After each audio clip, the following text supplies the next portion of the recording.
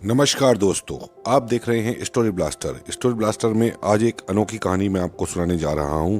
दोस्तों, अमेरिका के चाणक्य कहे जाने वाले हेनरी किसिंजर ने यह लिखना नहीं भूले कि उन्होंने कूटनीति तौर पर किसी एक से हार मानी तो वो केवल हमारे देश की पूर्व प्रधानमंत्री श्रीमती इंदिरा गांधी थी। यूं तो 29 नवंबर 2023 ये तारीख कोई खास मायने नहीं रखती, लेकिन अमेरिका के लिए ये तारीख जरूर यादगार है, क्योंकि इसी रोज अमेरिकी सियासत के चाणक्य समझे जाने वाले पूर्व विदेश मंत्री हेनरी किसिंजर की मौत हुई थी। वो पूरे 100 साल के थे, लेकिन हिंदुस्तान के लिए किसिंजर की मौत इसलिए भी यादगार है क्योंकि यही वो अमेरिकी डिप्लोमेट था जिसने अपने दौर में भारत को पूरी दुनिया में घूम घूम कर नीचा दिखाने में कोई कसर नहीं छोड़ी थी। दोस्तों, हेनरी किसिंजर के दिमागी घोड़ों की रफ्तार और चाल का तोड़ पूरी दुनिया के तमाम डिप्लोमेट के पास नहीं था। उस दौर में जब अमेरिका पूरी दुनिया में सियासी और सामरिक तौर पर छाने लगा था, उसी दौर में हिंदुस्तान की प्रधानमंत्री श्रीमती इंदिरा गांधी ने उसे ऐसा सबक सिखाया था जिसे वो सारी उम्र एक नासूर की तरह अपने दिल में पालता रहा। दरअसल इस बात का पता मिलता है हेनरी किसिंजर की आत्मकथा में। अमेरिकी चाणक्य ये लिखना नहीं भूले कि अगर उसे सियासी और कूटनीतिक तौर पर किसी एक से हार मानी थी तो वो केवल इंदिरा गांधी थी। सचमुच ये ऐसा इतिहास है जो कि भुलाया नहीं जा सकता। चलिए पूरा किस्सा सिलसिलेवार तरीके से समझते हैं। साल 1971 था दोस्तों।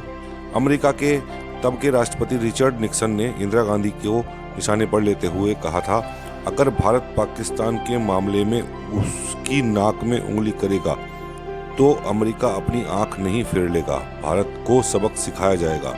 इसके जवाब में उस वक्त भारत की प्रधानमंत्री इंदिरा गांधी ने पलटकर जवाब दिया था, भारत अमेरिका को दोस्त मानता है, बॉस नहीं। भारत अपनी किस्मत खुद लिखने में सक्षम है। हम जानते हैं कि परिस्थितियों के अनुसार प्रत्येक के साथ कैसे व्यवहार करना है। भारतीय प्रधानमंत्री श्रीमती इंदिरा गांधी ने ठीक यही शब्द व्हाइट हाउस में अमेरिकी राष्ट्रपति रिचर्ड निक्सन के साथ बैठकर आंखों में आंखें डालकर बिना पलक झपकाए कहे थे। दोस्तों, ये सब कुछ लिखा है हेनरी किसिंजर ने अपनी आत्मकथा में। हेनरी एक किसिंजर अमेरिका के 56वें विदेश मंत्री थे।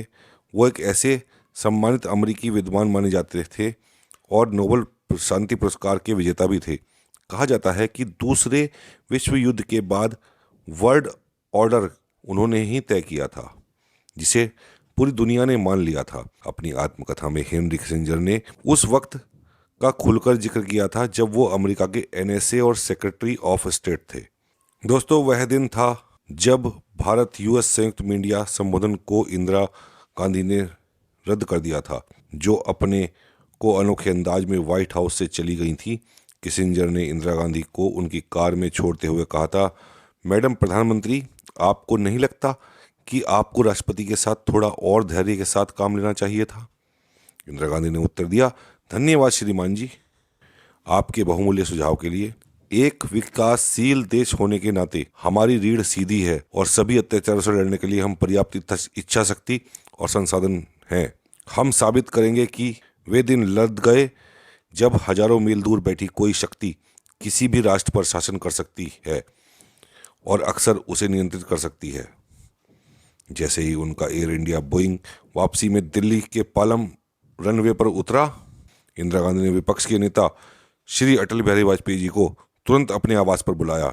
बंद दरवाजे के पीछे 1 घंटे तक चर्चा के बाद वाजपेयी जल्दी जल्दी लौटते दिखे। इसके बाद यह ज्ञात हुआ कि वाजपेयी संयुक्त राष्ट्र में भारत का प्रतिनिधित्व करेंगे। BBC के डोनाल्ड पॉल ने वाजपेयी से सवाल पूछा, इंदिरा जी आपको एक कट्टर आलोचक के रूप में मानती हैं, इसके बावजूद क्या आपको नहीं लगता कि आप संयुक्त राष्ट्र में बोलते हुए मौजूदा सरकार के रुख के पक्ष में होंगे? वाजपेयी ने प्रतिक्रिया दी कि एक गुलाब एक बगीचे को सजाता है और बगीचे को सजाने का काम लिली भी करती है। सभी इस विचार से घिरे हुए हैं कि वे व्यक्तिगत रूप से सबसे सुंदर हैं। जब उद्यान संकट में पड़ता है तो सभी को उसकी रक्षा करनी होती है। मैं आज बगीचे को बचाने आया हूँ। इसे भारतीय लोकतंत्र कहा जाता है। इसके बाद क्या हुआ था ये बात दुनिया में किसी से छुपी नहीं है। अमेरिका ने पाकिस्तान को 270 प्रसिद्ध पैटर्न टैंक भेजे। उन्होंने विश्व मीडिया को यह दिखाने के लिए बुलाया कि ये टैंक विशेष तकनीक के तहत बनाए गए हैं और इस प्रकार अविनाशी हैं। इरादा बहुत साफ था।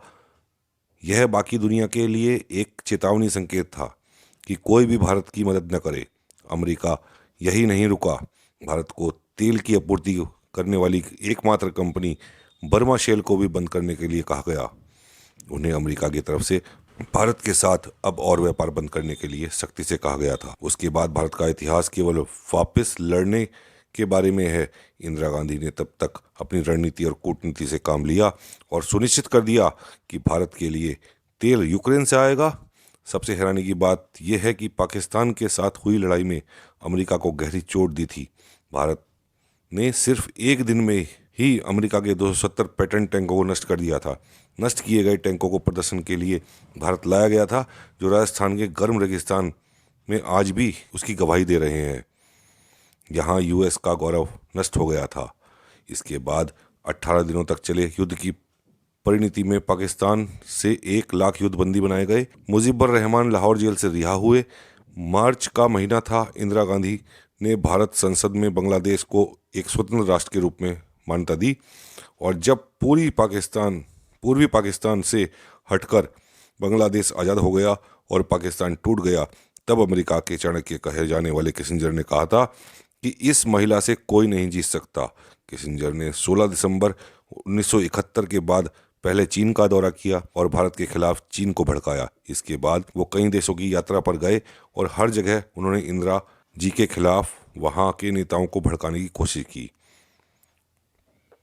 चीन को काफ़ी हद तक किसिंजर के जाल में फंस गया ही था, लेकिन ब्रेजनेव को अमेरिका की चाल समझ में आ गई। दोस्तों, ये थी कहानी हमारे पूर्व प्रधानमंत्री और अटल बिहारी वाजपेयी की मीटिंग की। Thank you.